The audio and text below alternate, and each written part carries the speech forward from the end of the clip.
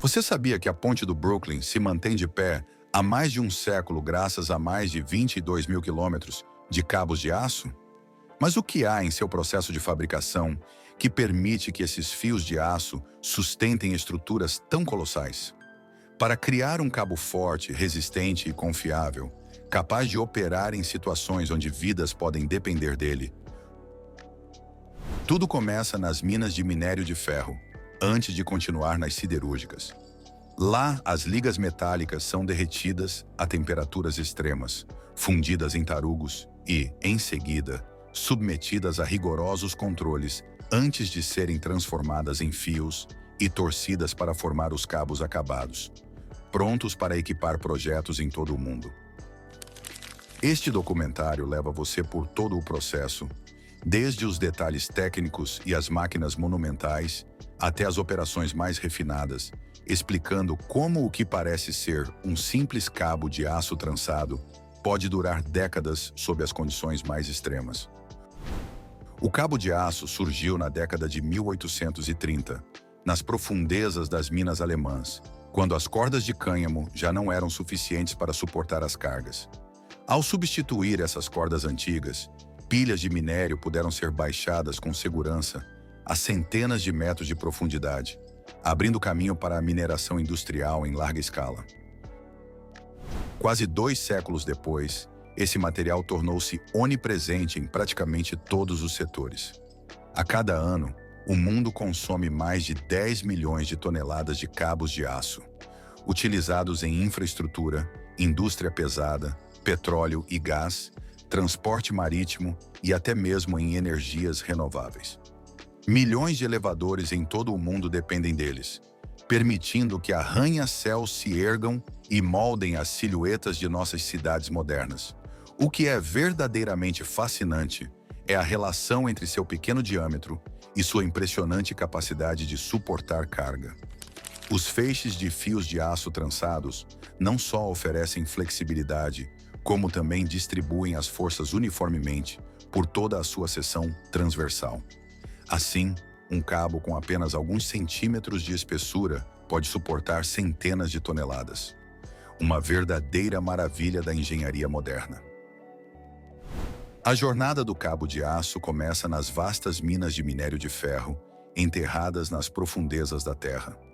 Florestas imponentes penetram a rocha para criar buracos para os explosivos. Detonações controladas estilhaçam a pedra, liberando blocos de minério marrom avermelhado. Escavadeiras hidráulicas gigantescas levantam esses blocos, que às vezes pesam dezenas de toneladas, e os carregam em caminhões capazes de transportar centenas de toneladas de uma só vez. Esses caminhões percorrem incansavelmente rotas específicas, transportando o minério até a superfície. No local de armazenamento, o minério é despejado em silos antes de ser transferido para longas esteiras transportadoras. Ali, peneiras vibratórias e separadores magnéticos removem solo, areia e impurezas grosseiras. O minério pré-processado é frequentemente triturado em pedaços menores para facilitar o transporte e a posterior fundição. Vagões ferroviários especializados e enormes navios cargueiros entram em ação, cada um transportando milhares de toneladas. Este ciclo de extração e preparação opera continuamente, garantindo um fornecimento constante para a indústria siderúrgica e assegurando a disponibilidade da matéria-prima necessária para a fabricação de cabos. Com a chegada dos trens de minério à serraria, inicia-se o processo de fundição. Milhares de toneladas de minério de ferro, misturado com sucata metálica reciclada, são alimentadas em um gigantesco forno elétrico a arco tão alto quanto um prédio. No interior, enormes eletrodos de grafite conduzem uma corrente colossal, gerando calor superior a 1.600 graus Celsius, suficiente para transformar o metal sólido em uma massa fundida semelhante à lava vulcânica. Para conferir ao aço suas propriedades mecânicas específicas, os engenheiros adicionam cuidadosamente manganês para aumentar a resistência, cromo ou níquel para proteção contra a corrosão e silício para melhorar a ductilidade. Simultaneamente, adicionam-se boro e fluorita, formando uma camada de escória na superfície. Essa escória atua como um filtro natural, absorvendo impurezas e refinando o metal fundido para produzir um aço mais limpo e resistente. A mistura é continuamente agitada por eletrodos potentes, enquanto sensores modernos monitoram a composição química com extrema precisão, garantindo que cada lote atenda aos rigorosos padrões exigidos. Uma vez purificado e com a composição ajustada, o aço segue para a etapa de fundição contínua. Diferentemente do passado, quando o metal era despejado na água, hoje ele flui continuamente para moldes de cobre resfriados por água circulante. Ao entrar em contato com as paredes frias, a camada externa solidifica imediatamente, enquanto o núcleo permanece líquido. A solidificação progride de fora para dentro, formando tarugos com vários metros de comprimento, geralmente com seções transversais, quadradas ou retangulares. Ao saírem do molde, ainda aquecidos a milhares de graus, os tarugos são enviados diretamente para o laminador primário para aproveitar o calor residual.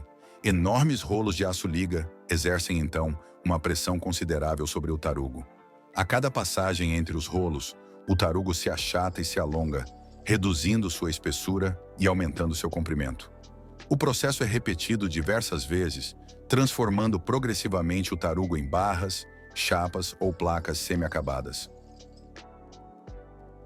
A alta temperatura mantém o aço dúctil, prevenindo fissuras, enquanto as repetidas forças mecânicas realinham sua estrutura interna, tornando-o mais homogêneo, resistente e estável antes da trefilação. Após a laminação a quente, o material segue para a linha de laminação a frio para ser reduzido a fios de extrema precisão.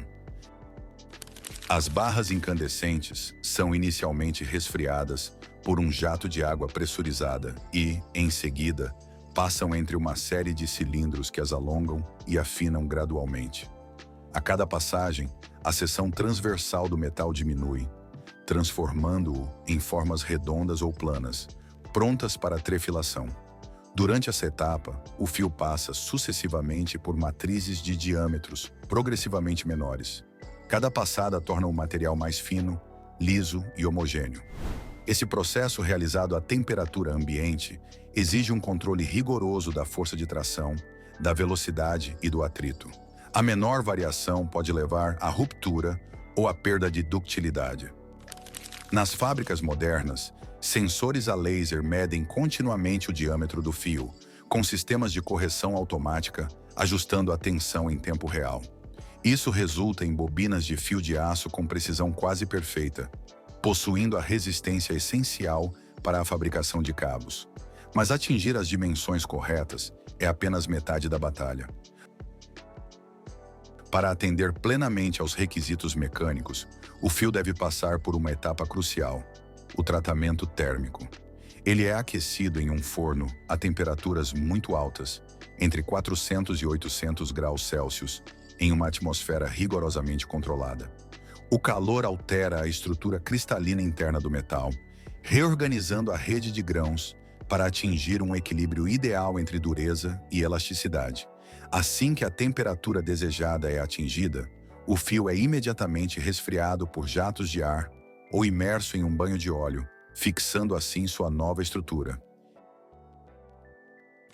Em seguida, aplica-se o revestimento anticorrosivo.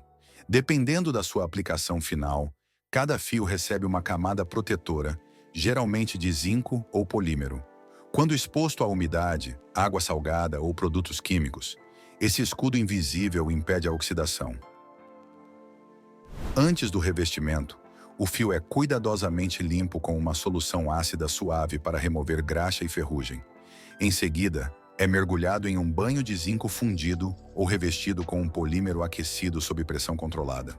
O revestimento deve ser uniforme e perfeitamente aderido, pois até mesmo a menor bolha de ar pode comprometer toda a vida útil do cabo. Após essa aplicação do revestimento protetor, o fio passa por uma inspeção minuciosa.